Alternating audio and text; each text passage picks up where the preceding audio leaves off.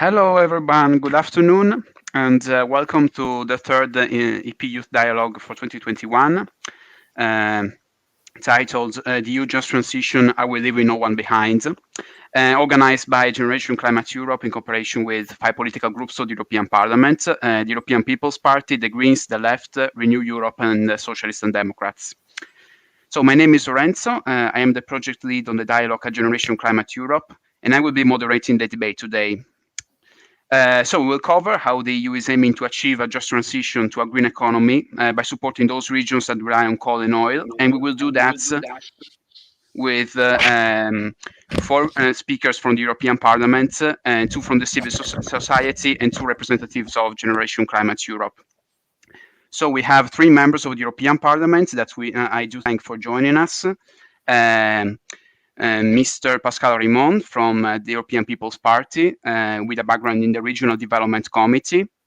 Mrs. Manon Aubry from the Left, sitting in the Committee on Tax Matters and Legal Affairs. And we have Pedro Marques from the Socialists, who has been working closely on the EU Just Transition Fund regulation in the last months. Representing the Greens, we also have Ms. Zita Herman, who is a budget advisor at the Greens political group. So I do thank you for joining us and for taking the time to engage with us in young people in a debate on such a crucial topic. So from Generation Climate Europe, we have myself, who will moderate the debate, and we have my colleagues Eva Luna Mais and Emily Bankert from our Climate Justice Working Group, who will shortly introduce us to the EU Just Transition policy. So the debate is structured in 2 parts. The former will question the main tool of the just transition in the EU, the Just Transition Fund, asking whether its design is fit for purpose. And the second part will deal with how the Just Transition Fund has been implemented so far. We will listen to Jens Schröder from the monitoring NGO Bankwatch, who will present to us the latest news on how the Just Transition Fund has been applied. And for that part of the debate, we will also be joined by a second guest speaker from the civil society, Dreitz Kokoschar, co-founder of ED20, a Slovenian NGO bringing new life to the former mining town of Idrija. So before we begin, let me also thank our logistics manager, Anna Thousand, for managing the streaming today, and also our drawer, Fanny Didou, who a partner graphic facilitator, who will conclude the debate with a drawing capturing the essence of the conversations. So before we begin, I just want to remind the audience that they can send questions to the members to the MEPs in any moment through the chats and comments on Facebook, YouTube, and LinkedIn. I will be checking constantly the social media and bring their flows to the debate during each session. So now, without further ado, I thank again the speakers for being here, and I leave the floor to Eva Luna to see together a little introduction on the EU policy on the just transition. Hello, everyone. It's great to see you all here tonight on a discussion on a very important topic. So we all know that ensuring a just transition for the EU is of crucial importance for all young people in Europe and beyond. And so far, the European Green Deal has provided for several policy measures which aim to cut the emissions of the EU 27 bloc and work towards making our economy more sustainable and circular. However, we know that this green transition will only be successful if everyone benefits from it. So on the one hand, the next slide, please. New sectors that are being promoted, like renewable energy, will create a brand new economy in Europe, and they will create over 1 million jobs by 2030. But on the other hand, they will also inevitably put a halt to entire existing sectors, and especially those linked to the production of oil and other fossil fuels. And since these sectors currently employ around 400,000 people, mostly in specific regions in Europe, the European Green Deal also aims to achieve a just transition where those people and their communities can find a place in the new economy. So from a practical point of view, the EU has set in place a just transition mechanism to finance the just transition in those regions that produce fossil fuel. And this mechanism aims to finance a wide range of activities directed at diversifying economic activity and helping people to adapt to these changing conditions and the changing labor market. So yes, now let's take a closer look at what this just transition mechanism entails. So as you can see on the slide, it consists of three pillars. First, we have the Just Transition Fund, which will finance the main projects of conversion and reskilling. Then we have the Invest EU Just Transition Scheme, which is expected to mobilize 10 to 15 billion euros in mostly private sector investments. And then finally, we have a new public sector loan facility, which is set to mobilize 18.5 billion euros of public investments. So among these three pillars, we chose today to specifically focus on the Just Transition Fund for some reasons. So first of all, we are in a critical moment for the implementation of this fund. Right now, some EU member states have already submitted their territorial Just Transition plans to the Commission, and other EU member states will have the opportunity to do so until March 2022. And therefore, right now is a really critical moment to look at these plans and to ensure that they are ambitious enough. Because in the aftermath of COP26, we can really no longer afford to have EU resources fund unambitious plans. And then finally, the Just Transition Fund is also extremely important for young people. And so why is this and why are we having this conversation now? Well, this Just Transition Fund is a key tool of the EU to reshape the economic structure of entire regions and also end inequalities among young people from these regions. So we at GCE think that it's essential that youth have a role now in ensuring that the projects that are being financed with this fund are answering to the real challenges and expectations of young people, and that these projects will actually achieve the objectives that have been outlined under the Just Transition Fund.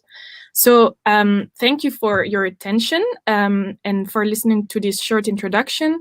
Right now, I'll leave the floor to Emily to discuss the design of the Just Transition Fund a bit further in detail. Thank you. Thanks, Eva. So yeah, welcome everyone also from my side. It's good to have you. We'll jump straight to the questions to our guests, but like to just bring our audience also up to speed with details about the Just Transition Fund. So I quickly introduce some of the main design features. So in very simple words, the Just Transition Fund is of course just a big pot of money. The budget is 19 billion, and it comes partly from the EU core budget and partly from the New Generation EU Fund, which is the EU Recovery Fund. And it's aimed to be implemented between 2021, so it started in July, and we'll talk about this later, and 2027. And so according to Article 2 of the regulation, the main purpose is to kind of enable regions and people to address the various impacts of the transition towards the EU climate targets for 2030 and 2050. So again, in simpler words, the GTF kind of provides grants to just transition territories. So that is territories that have been identified to face the most transition challenges. And what does that mean? Where does the money exactly go? So the money goes to regions that have either especially carbon-intensive infrastructure on which they economically rely. So you can see this here on the right in the image. So like cement or metal, or regions which have very high employment in the fossil fuel sector. So for example, coal, as you can see here on the left. And this becomes even more clear in the map. You can see here on the left, the orange identified regions are kind of fossil fuel production or energy generation. So you can see, for example, coal in Poland and Germany. And in yellow, you can see carbon-intensive industries like in the north of Sweden. So how will this all work? So basically, member states with no national climate neutrality strategy receive only 50% of the funding, which is kind of encouraging them. And so member states will prepare a territorial just transition plan together with the authorities of the territories concerned. So they will need to be in line with the national climate and energy plans. And here they specify kind of what exact transition processes and operations are. And of course, like, okay, we get this money, what are the emission reductions? What are the savings? And secondly, of course, as well, what are the challenges that need to be expected, what the funding will be used for. And once countries receive the money, they can, from the Just Transition Fund, they can, for example, invest it in small and medium enterprises or creation of new firms, research and innovation, environmental rehabilitation, clean energy, up and reskill workers, a wide range of things. And no member state can receive funding in excess of 8 billion euros. So you see in the next slide, you can kind of see how the money is spread out.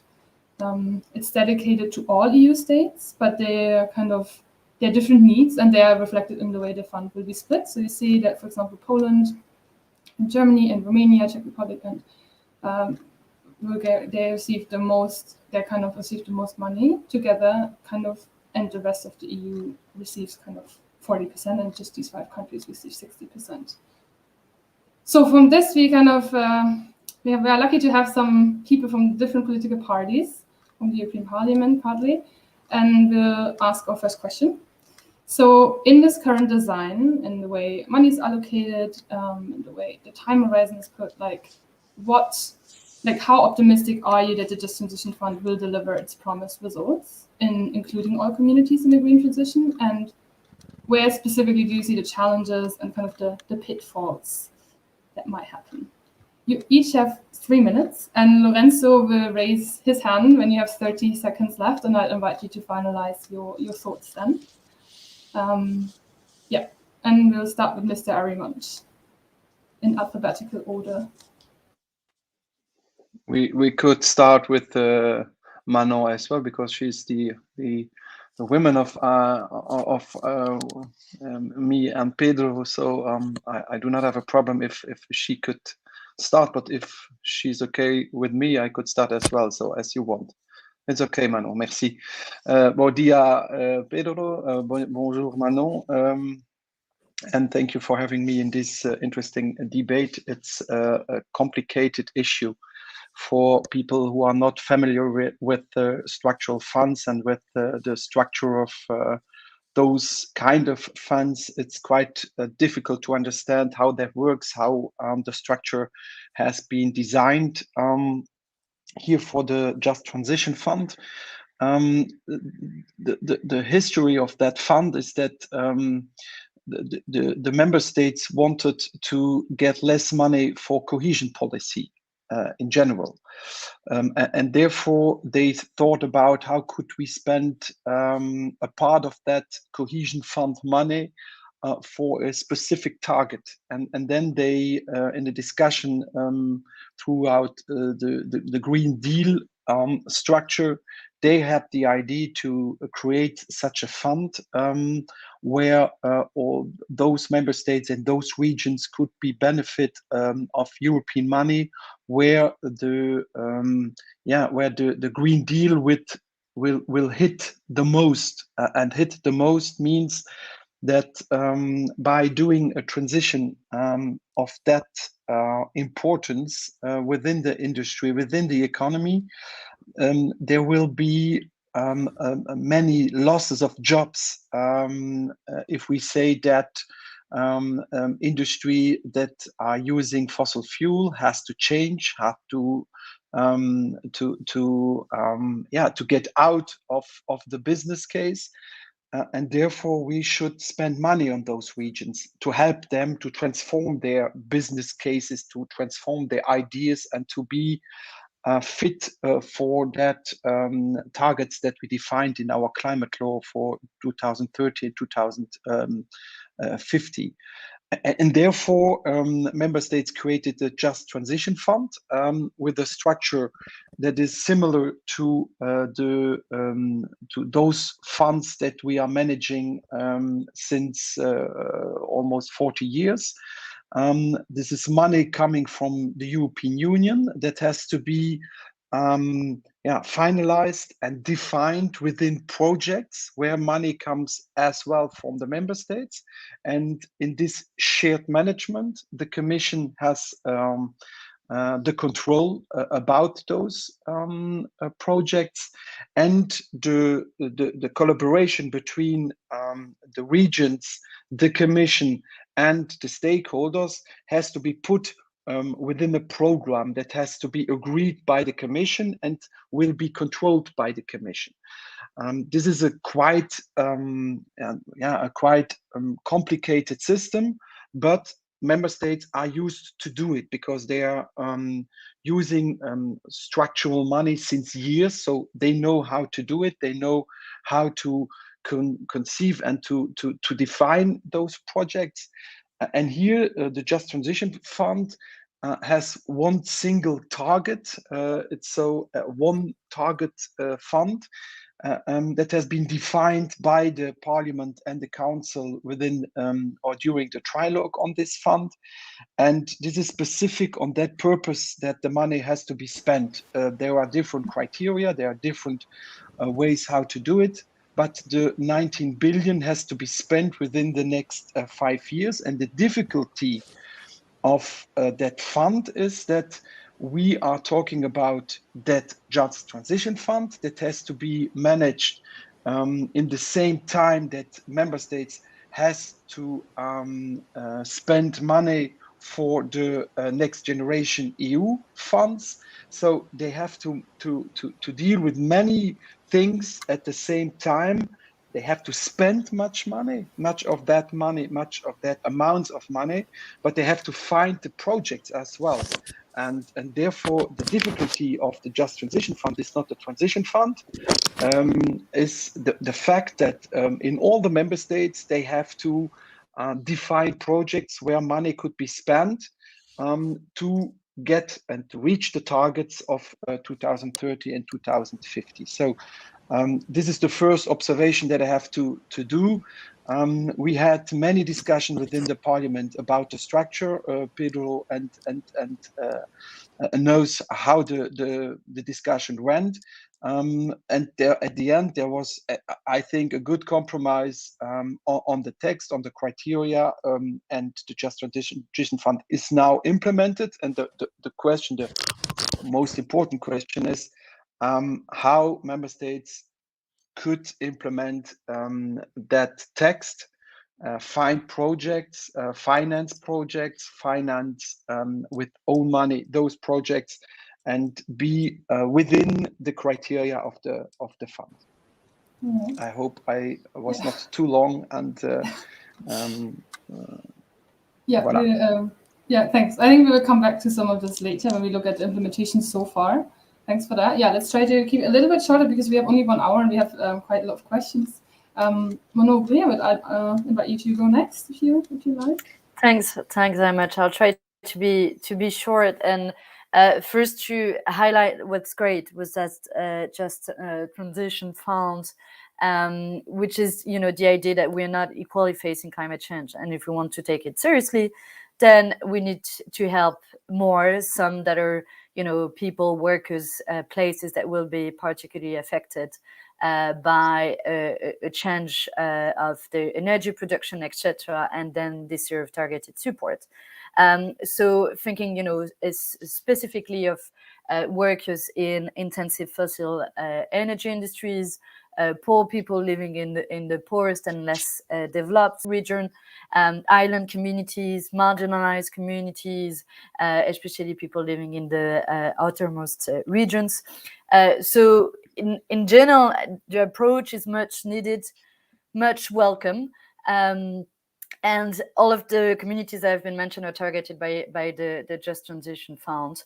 And the other good thing is definitely also the social dimension that has been taken into account, including social housing, social inclusion activities, such as training centers, educational institution, child and elderly care facilities, etc. They're all eligible to the JTF.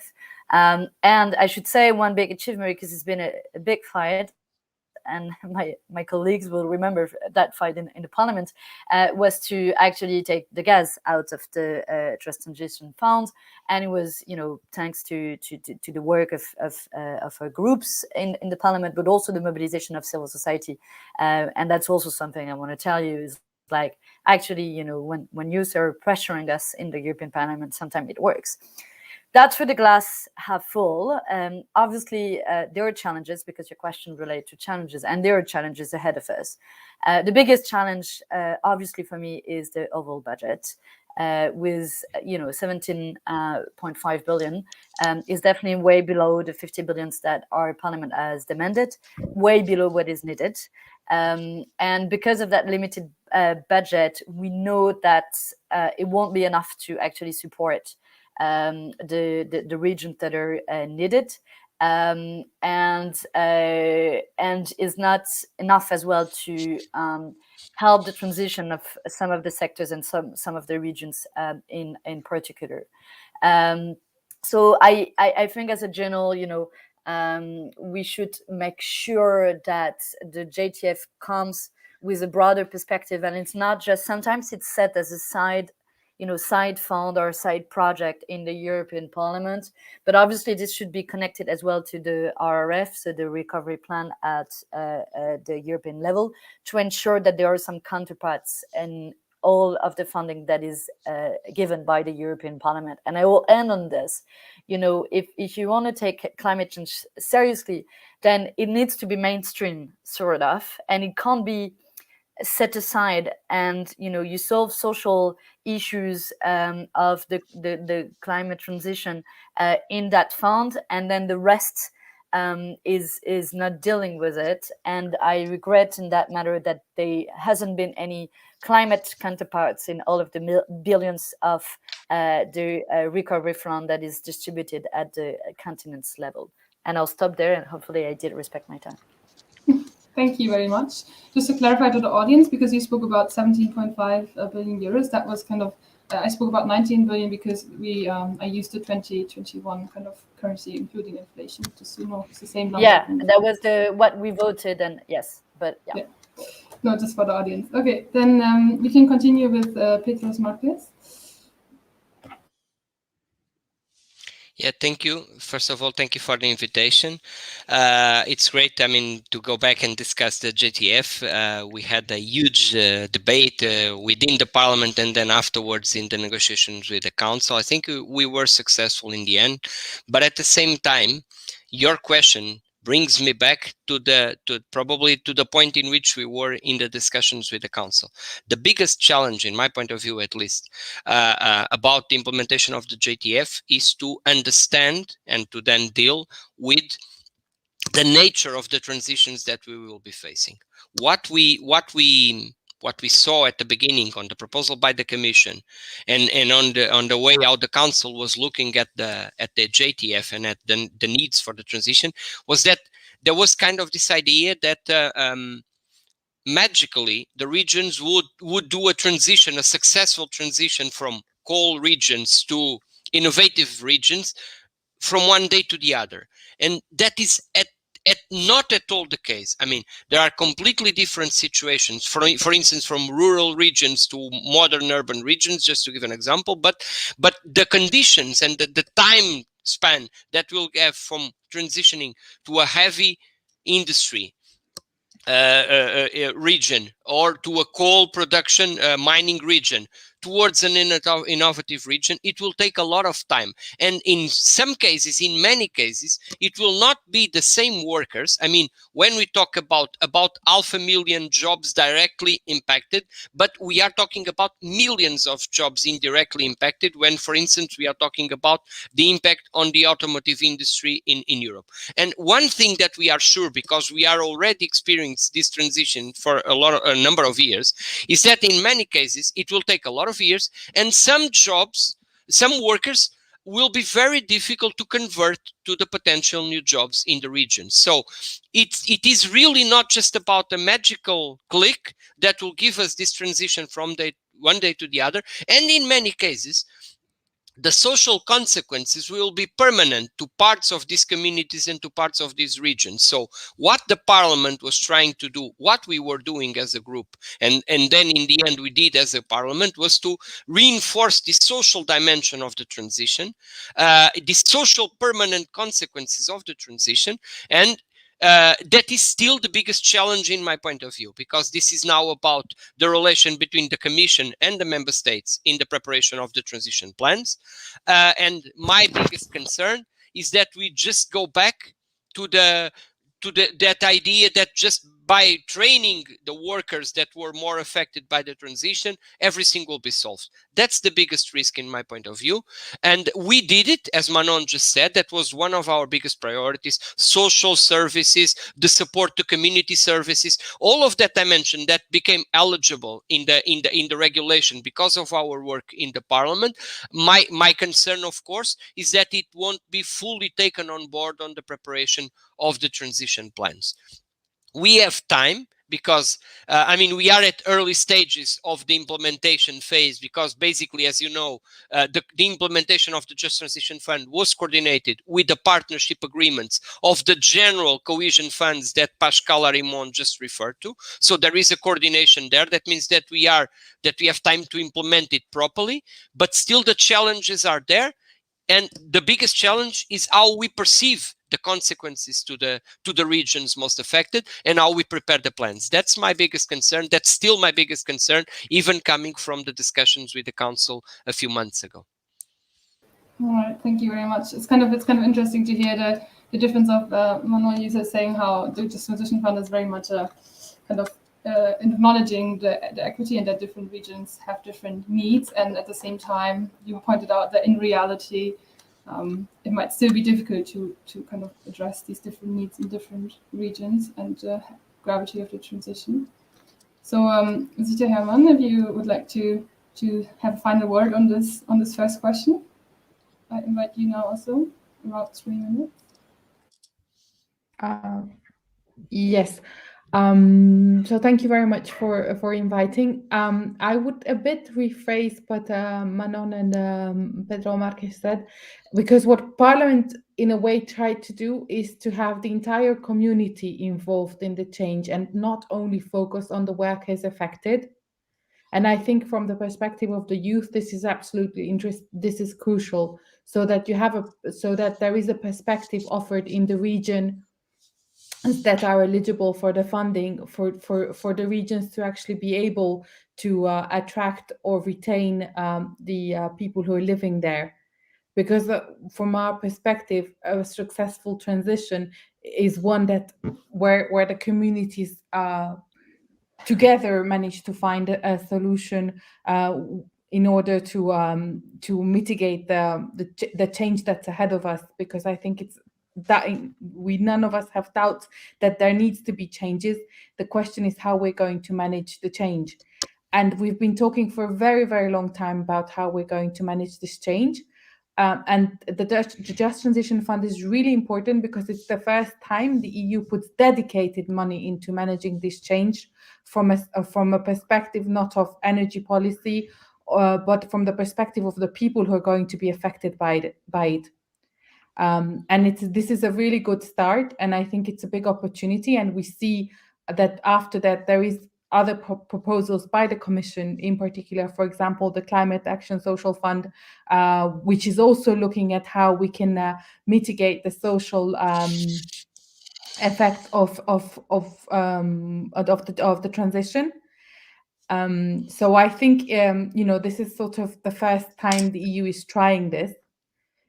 Obviously, it's a challenge because we haven't done this. I would also like to say that we think the money is not going to solve the trick. That's for sure.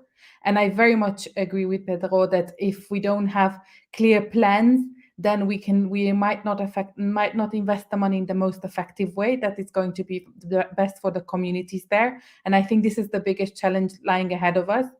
But I also think that for regions who have a good plan and manage to put together something really great, given the abundance of funding, also from cohesion policy and the RRF, and the lack of projects in the member states, actually the funding possibilities for regions that have good plans are much greater and go beyond the Just Transition Fund. So for me, the biggest challenge is for regions to actually come up with a good plan and then be able to obviously channel in all the different possibilities of funding. because this is the dedicated fund, but this is not the only EU instrument that can be used in order to promote the just transition. Thanks. Thank you. So I'm hearing some hope and some optimism, but also the common topic of probably most policies, like the implementation is challenging. And with this, we're gonna skip the original question 2, and we come back to it later. I think this is a very good transition to the second part of the debate that we prepared about the actual implementation. So I'd give the floor to Jens Hunsberg-Schreuder from Bankwatch. Yes. Hello. Wonderful. So thank you very much for the introduction and good afternoon. So I just want to say that Bankwatch is the largest grassroots network of environmental and human rights groups in Eastern Europe. And today I'm going to give a short introduction to Just Transition, focusing on the timelines and some of our key concerns regarding partnership and the phase out of fossil fuels. So you can just go to the next slide, please. So this is the basic timeline. The regulation establishing the Just Transition mechanism was proposed by the European Commission back in January of 2020. It received its final approval in May 2021, and since then we have really been in the same sort of stage, where the regions are drafting their territorial just transition plans, or TJTP for short, which must be approved by the Commission to start receiving the funding. It is still a little bit up in the air when we will move on to the next phase. But our most recent information indicates that these TJTPs will start to receive their final approvals by the Commission around February, March. Shortly thereafter, we will move on to the implementation phase, where the projects that receive funding will start to become operational. So this is really a key phase. Now I'll move on to partnership. So you can maybe change the slide. Yes. So for partnership, I think maybe the key question is what the regulation actually says. And it does say that partners, including from the civil society, are to be included in both preparation, implementation, monitoring, and evaluation. If you can maybe go to the next already. A recently published staff working document from the Commission also underlines that all relevant stakeholders at all levels should be involved and take ownership, that local stakeholders, including social partners, youth, and environmental NGOs, should be fully mobilized, and that stakeholders should be part of the monitoring committees. So these are great words, but we often see that there is a difference in the way this is put into practice. So if you could go to the next slide. Because I am a little bit short on time today, I'm going to focus on one case study, which is a little bit interesting because it really has one of the best and the worst cases, and they're in the same country. So I would like to start by discussing Eastern Vilcopolis a little bit, which is a region in central Poland, where they have really had what you can call a state-of-the-art process. Relevant stakeholders have been involved in the working group from the very beginning, and their input has been taken aboard, leading to their TJTP being one of the few plans which is even more ambitious than the National Energy and Climate Plan, so the Polish one.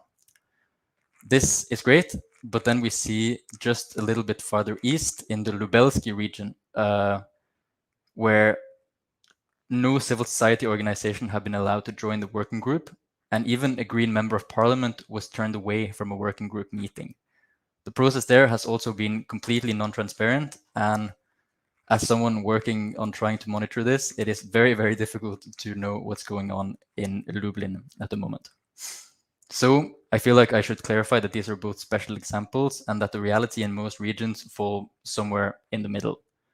But we still say that the Commission must set the standard for the future and refuse to approve plans that have been created without adequate partnership. So if you could change slides. I also wanted to touch briefly on fossil fuels and ambition, because the Just Transition mechanism regulation states that each plan must provide a timeline and all key steps for reaching both the 2030 target of 55% emissions reductions and the 2050 climate neutrality target. At the same time, both the Commission itself and the International Energy Agency have made clear that there is no room for new investment in fossil fuels if these targets are to be reached. Therefore, the Commission should reject all plans which fail to provide a clear timeline for phasing out fossil fuels, and also all plans that aim to build new fossil capacities. So please move to the next one. It is therefore very concerning to Bankwatch that the majority of the TJTPs do not indicate fossil gas reduction by 2035, and more than half of the TJTPs do not mention a phase-out date for coal either. So, final slide. Next one, thank you. We want to summarize and say that important steps are still needed to make sure that the just transition mechanism provides a truly just transition, and to do so, we have 3 key recommendations. The first is that the Commission should not approve any TJTP which has been developed without the proper participation. Second, implementation committees should have at least 1/3 of members from the civil society organizations to make sure that the projects that are put on the ground are good. And last, the project criteria should be designed to ensure that no project which maintain or build new fossil capacity are funded with the just transition mechanism. So that includes my intervention. Thank you very much.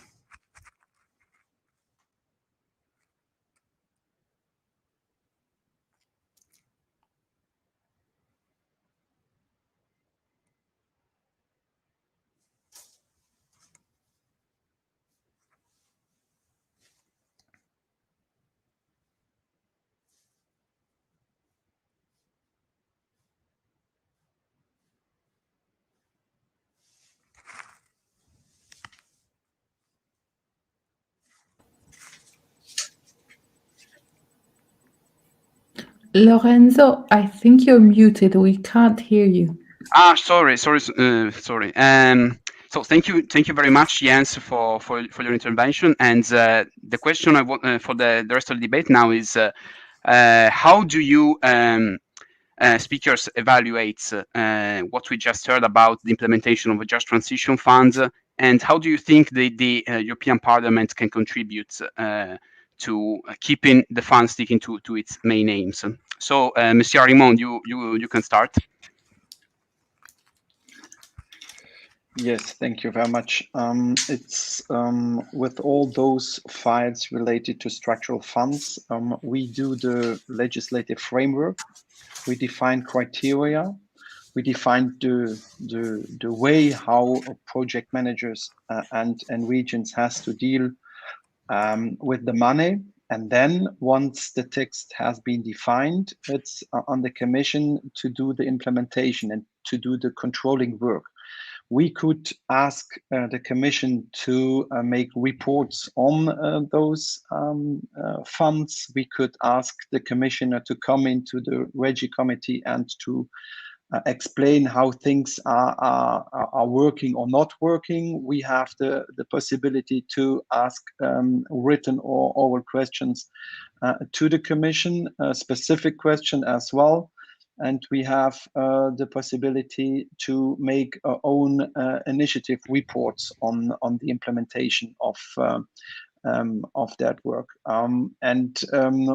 With all the other funds, that has been done like that. And in the end, we have the member states where there is a national control as well. So the national states and the member states and the regions has to be controlled by their own parliaments as well. So there is a double checking possibility. So on our side in the Regi Committee and in the national side in the parliaments there. And if the money will not be spent like we defined, then we have to point it out and to point out that the Commission has to refuse some plans if they will spend money for fossil fuels.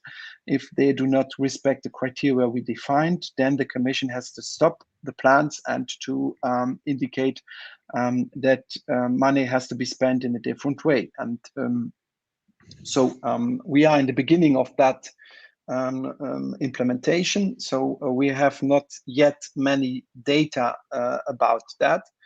And like I said in the beginning, the most difficult thing at the moment for member states and region is that they have so much funds and so much money to implement that they have to prioritize what they will do first and then what they will do in the second place. We have in some regions that Just Transition Fund. We have in that region the Next Generation EU, where money comes from Europe as well. And we have the classical regional funds that they have to be organized. And we had the Commissioner Ferreira last or 2 weeks ago in the committee, and she explained us that the most difficult thing actually to do is what kind of projects do we with what kind of fund, and therefore the absorption rate for instance the classical structural funds is quite low.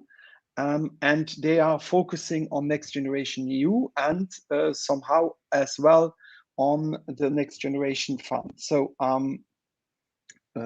it's on us to do, when the programs have been tabled, to ask the Commission how things are going on. And the work of my predecessor is hugely and really important that we have information and data from the ground, how things are implemented, because as a committee, we are dealing with data that is given by the Commission, and it is always very interesting to have data from the ground in order to put pressure on the Commission to control the things that are done in the member states. So this is our key role. We cannot do the control on ourselves because we are not in the implementation phases. We have not the instruments to do that. It's on the Commission and on the Commission to make reports on that. And those reports we can control. Therefore, yes, implementation will be done, and we have to make sure that implementation will be good. Very good. Thank you very much, Mr. Arimon. And Madame Aubry, how do you evaluate this implementation, and what do you think? How do you think the EP can maybe try to influence the Commission, or anyway to influence the process in the right direction? Yeah, I will just thanks very much. I'll just build on what Pascal has said, because basically he laid down, those are the main criteria that we agreed upon in the European Parliament. And now the implementation doesn't really lie upon our shoulders. It's mostly the Commission on one hand, at national level on the other hand. But clearly we can still monitor it. And I mean, he described the several tools that we have to monitor it. And I think there's several aspects that we will have to be specifically careful about. One is about the possibility for large companies to get some sort of productive investment, because I think it is an issue that large companies have benefited from years of public money, sometimes in actions of jobs creation or green commitments, which is good. Don't take me wrong, it's very good. But without necessarily counterparts that have been checked upon and that they've been monitored. So under the Just Transition Fund, there are conditions for such support, which is a good thing, with environmental targets, job creation, etc. But we need to ensure this, and we need to monitor it. And I guess the role of the Parliament will be key, sometimes also to put pressure on the Commission to ensure the good implementation of the criteria that we've agreed on, which I think that are ambitious, but as I said earlier, then the devil is always in the details, and in the implementation of the criteria, and also the overall volume of money that might not be enough. The second thing I might say is that we also need to ensure some sort of consistency, to build on what I've been saying earlier in my previous intervention. The Just Transition Fund cannot replace the much needed reform of the economic governance framework, for example, that prevents member states to invest in a just transition, that requires important investment that states have to make, is not consistent at the same time to keep on financing fossil fuels. We're going to discuss in actually almost as we speak the PCI list in the parliament, which is the list of common interest, that might include fossil fuels projects, so public money going into fossil fuel projects. Similarly, we also have to be consistent with our trade policy, etc., etc. So for me, the Just Transition Fund in its implementation, there will be like the more technical implementation, and then there's the political implementation of what do you do of the Transition Fund, and how do you make it consistent and compatible with the rest of the EU policies when it comes to climate change, and in particular supporting the most affected regions by the needed change of economic model.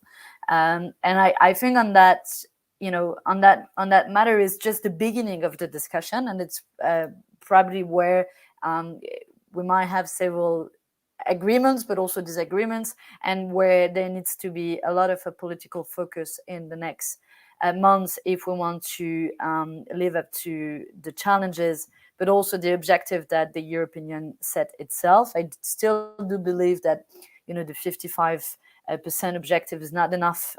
55 reduction of CO2 emission by 2030 is still not enough, because it's not in line with the Paris Agreement that requires 65. But still, if we want to be in line with this objective of 55, we'll probably need much more than this Just Transition Fund to support the regions to change the economic model, because that's what we're talking about, to change the economic model. And the issue is our capacity to actually support the regions in doing so. And I'll stop there so that I'm not too long either. Thank you very much, Ms. Aubry. And how do you reply, Mr. Marquez? What are your thoughts on the implementation, and how do you think the European Parliament can play a role in the coming years? I think you are muted still. Yes, I was. Thank you for that. It happens to all of us once or twice in these meetings. So first of all, I would like to say that I would probably try to focus more on the first part of the question, since I think Pascal was very clear on the possibilities that the Parliament has to play a role in this implementation phase. So I would probably focus more on the challenges to the implementation phase that I see at this moment. This is a very critical part of the process. And as Jens Schroeder was saying, I fully concur with him. This is where we can either get the community inside the plans and inside the implementation dynamics of the plans, or the community will be out of it. And this means that either this is a process that with a high level of participation from the onset, or it will be a bit of a bureaucratic way of using the money, kind of adding this additional money from the JTF to the normal cohesion funds and use it and kind of spread the money between the projects in the regions without really taking in account the different nature of the projects and the different nature of the situation of specific communities. I can give you an example of my country. I've been following this debate really closely because since I was a rapporteur for the JTF, and there are huge challenges at this moment, because there was a choice that I know that there was also this choice in other countries, because the choice was not to only focus the money, for instance, towards the coal industry or the coal energy plants production in my country, but also they decided, correctly in my point of view, to also support projects of transition in areas of the country in which we had other energy source and other energy plants or fossil fuels production plants in other parts of the country, where also these regions will also have a huge impact of the transition, and they are to also be financed by the JTF. And the debate is really tense at this moment between these regions, because the ones that have the coal production plants thought that they should have much more investment from the fund, and now the tension is if the money should be concentrated in 2 or 3 regions or a bit more spread around the different areas of these different facilities for energy production. This is also the case when we are talking about countries that have a strong a legacy of coal mining regions, but at the same time they also have to do the transition from the car industry or from the fossil fuels production centers. So this is the time in which these decisions will be taken at the countries, in which they are proposing within the just transition plans to the Commission what is, the choices of the country to concentrate or to spread a bit more around, and taking fully in account or not the different nature of the regions and the different nature of the transition. In my point of view, and as I said in the beginning, this is not just a debate about some training for some people and there's a kind of a magic step there. No, there's a huge problem of transition, and not just to older workers, an older part of the society that might be more affected through this transition. But let us think that many of these communities, many of these regions will be depressed because of the closure of some of the industries. And given the fact that some of the communities feel this depression, it means that even more innovative investments are more difficult to attain. That means that also the youth of those regions will find it more difficult to find new opportunities, new jobs in depressed regions. This transition will be slow, will take some time. It's always the case in this kind of transition. So we really need to create opportunities that really cope with the different nature of the regions. It cannot be a one-size-fits-all, and that's the biggest challenge at this moment at the implementation phase in which we are. We are not really implementing projects on the ground yet financed by the JTF. We are building the just transition plans to be approved coherently with the partnership agreements, and we need to not put the money in the same basket as the Commissioner Ferreira was saying in the Parliament. It cannot be just a thing of putting all the money in the same pile and then saying this goes to this project, this goes to that project. We really need to step up the financing of these regions most affected, most depressed, probably because of the transition. And now is the time to decide to concentrate the funds and to really differentiate the support between regions. That's the biggest challenge I see at this moment on the implementation, on the phase in which we are, which is the build-up of the transition plans.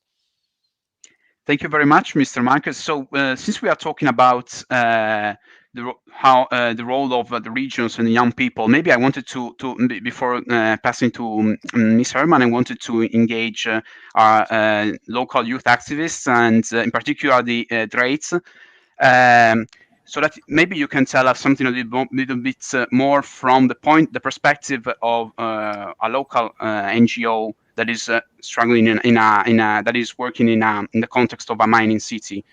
What do you think are the needs of your NGO, and do you think the EU funds for the moment are addressing it, and this fund in particular can be different?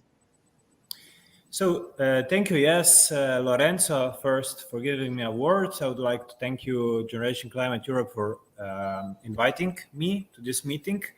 So yeah, I actually heard some very good points. Maybe to introduce our organization, we are ID20.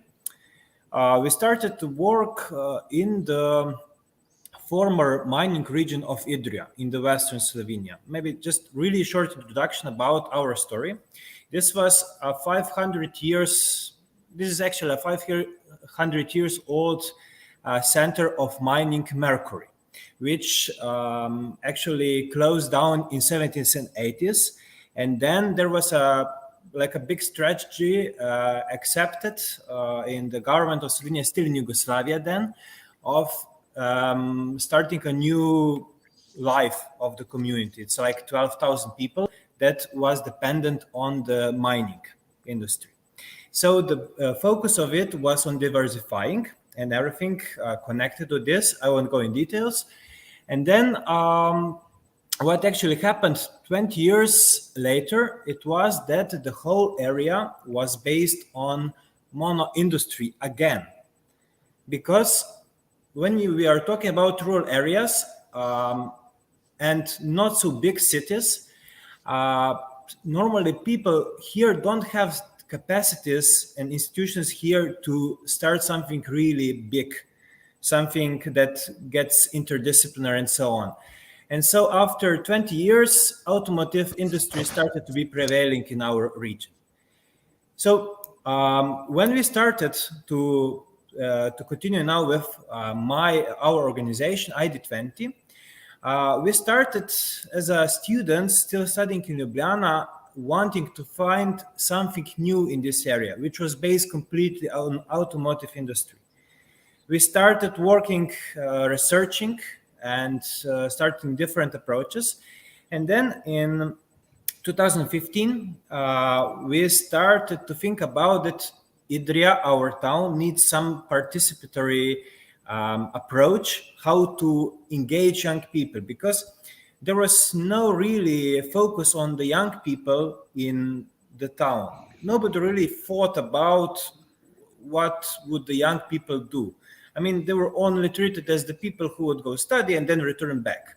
But nobody thought about this, that they cannot return back because there's no jobs in the area, on example of social sciences, humanities. You only can work here in this town if you're engineer and similar areas, which are, okay, of course, used for automotive industry. And so this is why we started a participative approach and organized an event, quite a long one, called TBI Method, where we actually focus on the spatial and participative approaches in the community. So to start from building, from the lower to the high, and of course not doing it in the institutional way. So it was really our project. We were young, 23 years old by then. And it really changed because we found 60 solutions from different interdisciplinary students and other young people who actually were focused on the different areas. And we really tried to include young people and build on their intergenerational view. And of course, how actually we can be sustainable. So how can we provide a value in any of the four fields, so economic, social, cultural, and environmental. And I think this participant method is extremely important when we are talking about rural areas, because rural areas need different approaches than big urban cities. Also, when we are talking about Just Transition Fund, I think there is always needs to be somehow a distinction between big cities and small rural areas, which have completely different needs. And what is your experience so far with EU funds and how they can support projects like yours? We have quite a lot of projects supported by the European funds. Mostly we have good experience because it actually showed us the way in some areas which we would not do before in the same way. Because it leads you, it gives you a strategical overview of the areas. We are now mostly based on the cultural heritage, because cultural heritage brings identity to the areas, brings focus on the skills, knowledge of the area. And this actually is very inspirational, also for young generations, if you tackle it right. So European Union really is thinking very similar, how to say, as we are thinking. So in this way, we can really achieve much. What we don't like so much is bureaucracy, which is unfortunately the thing that is stopping us sometimes in pursuing efficient projects, because as a young NGO organization, when we are, on example, we were implementing local action group projects and other projects from the European funds. It was a very big task for us with not so large experience to lead the project with all the bureaucratical punctuality, especially in the time of COVID-19. This was sometimes really a big problem because we couldn't really change our plans efficiently, because you needed to change it in one day, in 1 week if needed, and we couldn't do it. So I'm really, as I know that you have some, that the guests today have some power, I would say that maybe that it would be nice if in the future also this kind of fundings could be more adapted to the needs of the young people who don't have 30 years of experience, and of course especially young people in the rural area which don't have so many institutions around that they could give them quick information. Thank you very much, Dreitz. And so I know that most of our guests now have other meetings pending, and so I would come to the conclusion of the meeting. I would thank you again for joining us this evening. It's a shame we didn't have too much time to discuss, but really it's an extremely interesting topic for which we will definitely have a follow-up if you would like so. And thanks again. Thanks also to our guests for taking part in the dialogue, and for bringing us also some views from local NGOs. And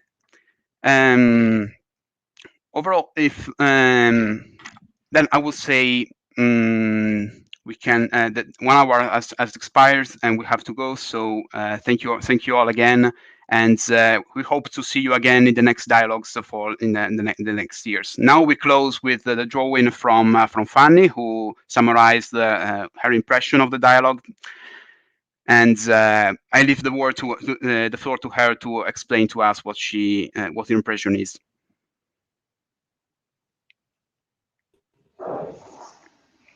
Thank you. Thanks a lot.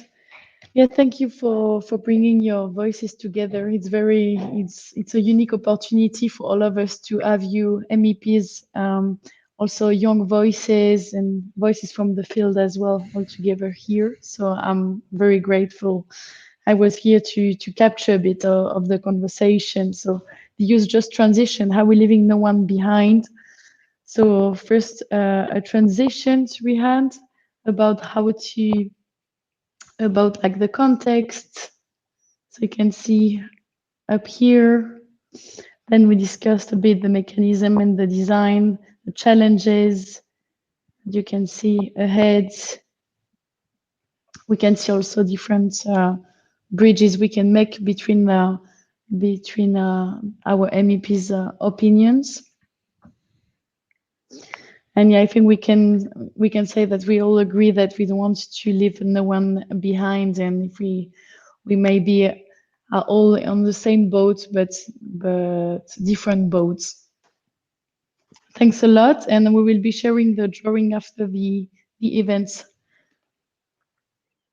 Thank you very much. So, as always, I invite our audience to keep following Generation Climate Europe on the social media. And with this drawing from Fanny, we come to the conclusion of the dialogue. Thanks again to all the participants, and hopefully see you next year for a new series of dialogues between the European Parliament and young people from Europe. Thank you all. Have a nice evening. Pleasure. Thank you very much. Have a nice evening. Bye bye. Thank you. Bye. Thank you for having us. Bye.